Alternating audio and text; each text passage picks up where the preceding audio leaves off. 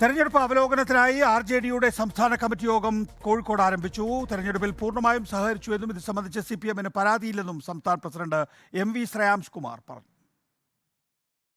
ഞങ്ങളെ പങ്കാളിത്തം പൂർണ്ണമായിട്ടുണ്ടല്ലോ, ഒരു സംശയം തന്നെയുള്ളത്. ഞാൻ CPM നേതാക്കൾ എല്ലാവരും വിളിച്ച് ചോദിച്ചിരുന്നു, ഒരാൾ പോലും പരാതി പറഞ്ഞിട്ടില്ല. LDFിൻ്റെ ഭാഗത്തുനിന്ന് പരാതി ഉണ്ടായിട്ടില്ല. ഞങ്ങൾ ആൾക്കാർ പൂർണ്ണമായും ഫീൽഡിൽ തന്നെ ഉണ്ടായിരുന്നു.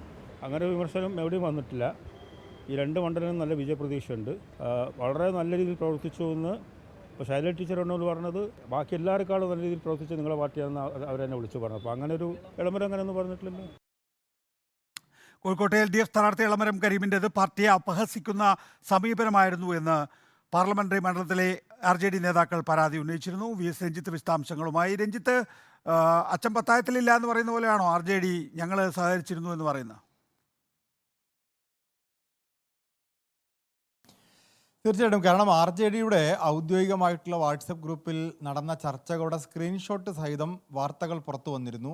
RJDക്ക് കടുത്ത അതൃപ്തിയുണ്ട്. കാരണം LDF യോഗത്തിൽ, കോഴിക്കോട്ടെ യോഗത്തിൽ എളമരം കരീം പേരെടുത്ത് വിമർശിക്കുകയായിരുന്നു. കാരണം ഇത്തരത്തിൽ സഹകരിച്ചില്ല എന്നൊരു അഭിപ്രായം CPM-നുണ്ട്. മാത്രമല്ല RJD നേതാക്കളെ ഒരു പാഠം പഠിപ്പിക്കും എന്ന രീതിയിലൊക്കെ അദ്ദേഹം സംസാരിച്ചു എന്നൊക്കെ RJDക്ക് പരാതി ഉണ്ടായിരുന്നു.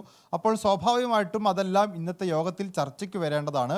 മാത്രമല്ല അവർക്ക് മന്ത്രിസ്ഥാനം കൊടുക്കാഞ്ഞതിലും അവർ സീറ്റ് ആവശ്യപ്പെട്ട് കൊടുക്കാഞ്ഞതിലുമൊക്കെ അതൃപ്തി നേരത്തെ ഉണ്ടായിരുന്നു. ഈ അതൃപ്തികൾക്കിടയിലാണ് തെരഞ്ഞെടുപ്പിൽ അവർ വേണ്ടത്ര സഹകരിച്ചില്ല എന്ന് LDF യോഗത്തിൽ സ്ഥാനാർത്ഥി തന്നെ പരാതി പറയുന്നത്.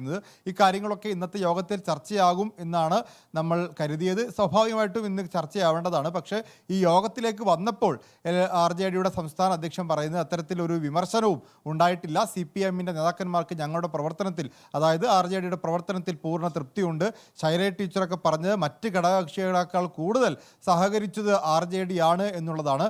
അതുകൊണ്ട് പരാതിയില്ല എന്നുള്ള കാര്യത്തിലാണ് അദ്ദേഹം ഉറച്ചു നിൽക്കുന്നത്. മാത്രമല്ല കോഴിക്കോട്ടും വടകരയിലും വലിയ വിജയമുണ്ടാകും എന്നും അദ്ദേഹം പറയുന്നുണ്ട്.